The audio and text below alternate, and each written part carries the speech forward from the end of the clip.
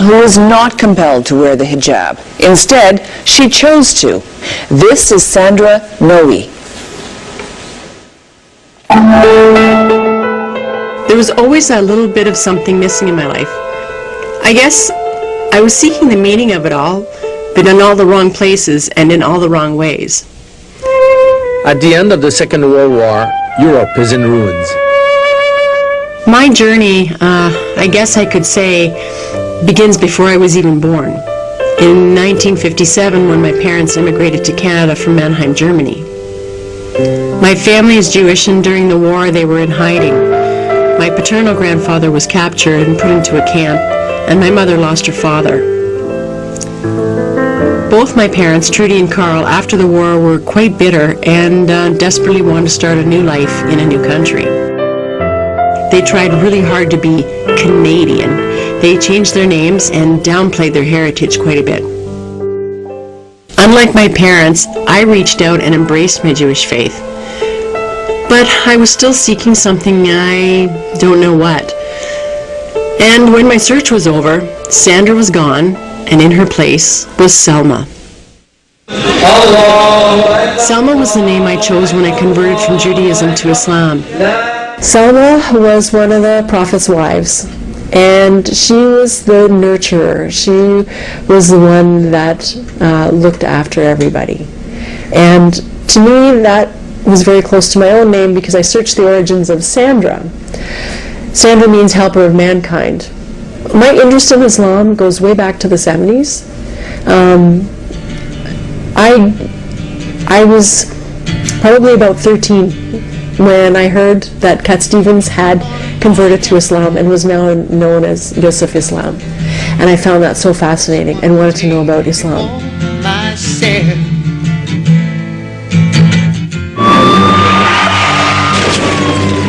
2001, I was hit by a drunk driver and had to learn to walk again. And as my car was flying through the air, I was totally awake, thinking, okay, is this how I'm going to die? At the time that the accident happened, I was in a position in my life where I really didn't know what I wanted to do with the rest of my life. I would say that the biggest turning point was my mother's illness with cancer and her death in 2005. And that really solidified my move towards Islam. I went to India in 2005, 2 weeks after my mother's death. It was the month of Ramadan when I got there.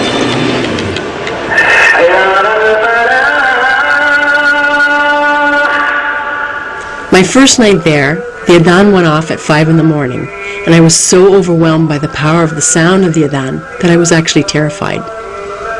I went to the window, I stood there listening, and there came over me a feeling of complete happiness and peace and belonging. That was the moment that made me take that leap of faith. The Shahada is the affirmation one makes when they convert to Islam. And it is very simple. It's just the affirmation that there is only one God and no other God. And that's what you believe in. As I understand, Sister Salma, you did some studies prior to this moment about Islam. And what always fascinated me were the similarities between Judaism and Islam. And I just found that the connection between the two was so very powerful. The beginning of your step towards Islam by declaring your faith and speaking the following two sentences, which is to bear witness that there is no God but Allah, and to bear witness that Muhammad is his messenger. Without any further delay, we will go ahead and ask Allah subhanahu wa ta'ala for his blessing in that blessed moment that we are witnessing, all of us. Allah, Allah, Allah.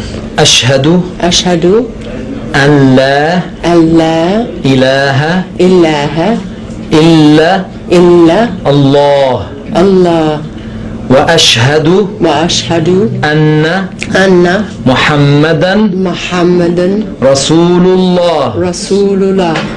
I bear witness I bear witness that there is no God that there is no God but Allah, but Allah, and I bear witness and I bear witness that Muhammad that Muhammad is his messenger. is his messenger. Sallallahu alayhi wa sallam. Sallallahu alayhi wa sallam. Mubarak.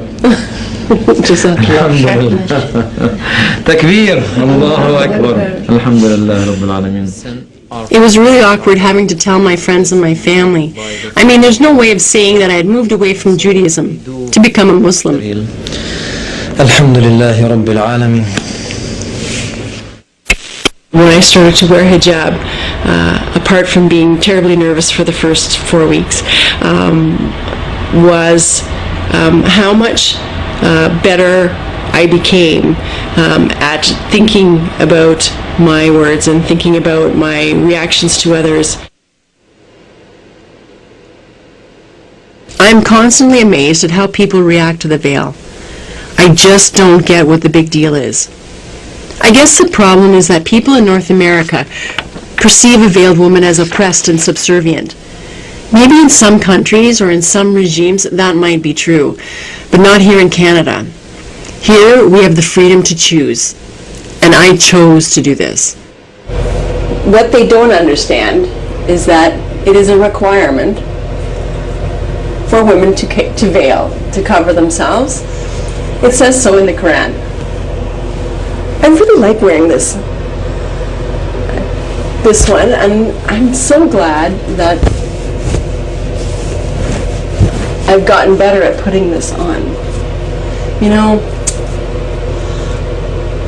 I can't even imagine going out in public without it on. So tomorrow, I'm going to wear my hijab to work for the first time. I'm a little bit nervous. I work as a legal assistant downtown in the Bay Street area, and so dressing there is a little conservative, and there don't appear to be too many women wearing a hijab.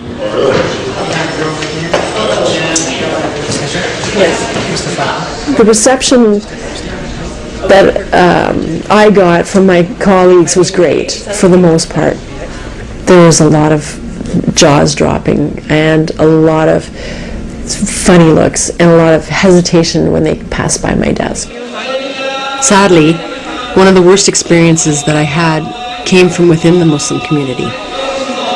On my way to Jummah prayer, which is the Friday noon prayer, my phone rang, and it happened to be another Muslim that I knew, a Muslim woman, and she had said to me, "Are you still wearing your hijab?"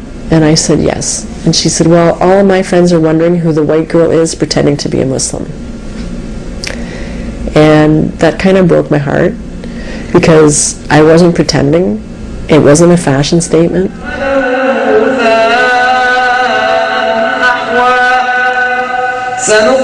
People always assume that because I'm North American and I am a convert to Islam, that I'm making a political statement. And I think it's more about making a statement of who I am in life. I'm a Muslim. And I chose to wear hijab, no different than a Jewish man wearing a yarmulke. One of the myths that people have is where they see a North American woman who has converted to Islam. They automatically assume if she's married, she must have done it for her husband, because that's the only way to do it. And, wonderfully enough, it's not. Walnuts? I was a Muslim woman wearing the veil much before I met my partner. My partner, Sheikh Jamal Zahabi, came to Canada from Lebanon in the 80s. He's an imam at the Meadowvale Islamic Center. I knew of him, but it wasn't until mutual friends introduced us that we found out how much we had in common. My son Colin, who is now 23, hasn't met his new family as yet, but he's really excited and supportive. Initially, he wasn't so sure about it, probably because it was a lot to deal with at the time, but he's okay now. Growing up, we moved around a lot, and most of my memories were from growing up on a farm. We were quite isolated and only had each other for company. My teen years were very challenging. It's not that I was just rebellious, I was just unhappy. I couldn't stand being at home, so at 17, I left. My father hasn't seen me with a hijab, and my father hasn't met my husband yet. So we are going as a family, and I'm a little bit nervous. I'm not sure what my dad's going to say. I'm not sure how he's going to react. What do you think? Do you think he's nervous?